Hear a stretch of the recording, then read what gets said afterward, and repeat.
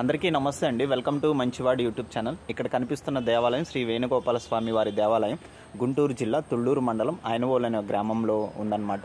ఈ టెంపుల్లో నేను 1,00,000 మొక్కలను నాటి వాటిని సంరక్షించడం కోసం నర్సరీని స్టార్ట్ చేశాను. ఇప్పుడు ఆ మొక్కలు ఎలా ఉన్నాయో చూద్దాం. ఫ్రెండ్స్, పక్షులకి మూగజీవులకి ఆహారం దొరికేటువంటి పండ్ల చెట్లను 1,00,000 మొక్కలు నాటి వాటిని సంరక్షించడం కోసం నేను ఛానల్ పెట్టుకున్నా. కానీ తర్వాత ఏం జరిగిందంటే రైతులు నన్ను సంప్రదించడంతో రైతులకు ఉపయోగపడే వీడియోలు చేయడం స్టార్ట్ చేశాను. సో ప్రజెంట్ మా ట్యూషన్ పిల్లలతో నర్సరీని స్టార్ట్ చేశాను. వాళ్ళ పేర్లు కూడా రాశాను అనమాట. సో చూడండి, చెట్లు చాలా పెద్దవి అయిపోయాయి అన్నమాట. భారీగా వర్షాలు పడుతున్నాయి చూడండి. సో ఇవన్నీ చింత చెట్లు, ఇవన్నీ కూడా చింత చెట్లు అన్నమాట. సో నాకు టైం లేక నేను కొన్ని రోజులు రాలేదు.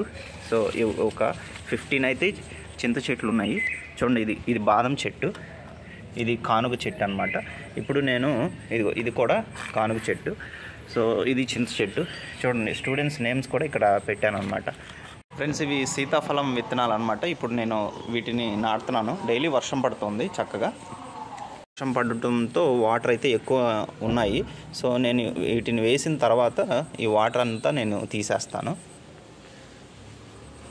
సో మీ అందరూ నాకు సపోర్ట్ చేయండి. ఇలాంటి వీడియోలకి లైక్స్ కానీ సబ్స్క్రిప్షన్ కానీ పెరగదు.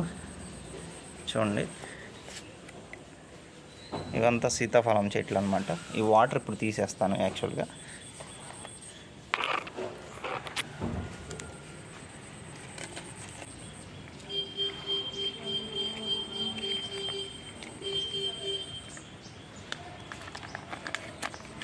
సో ఇప్పుడు మనం ఇలాగా ప్రెస్ చేస్తున్నాము.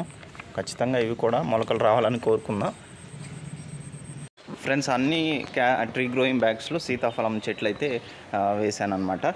సో ఇక్కడ ట్యాప్ కూడా ఉంటుంది ఈ టెంపుల్లో.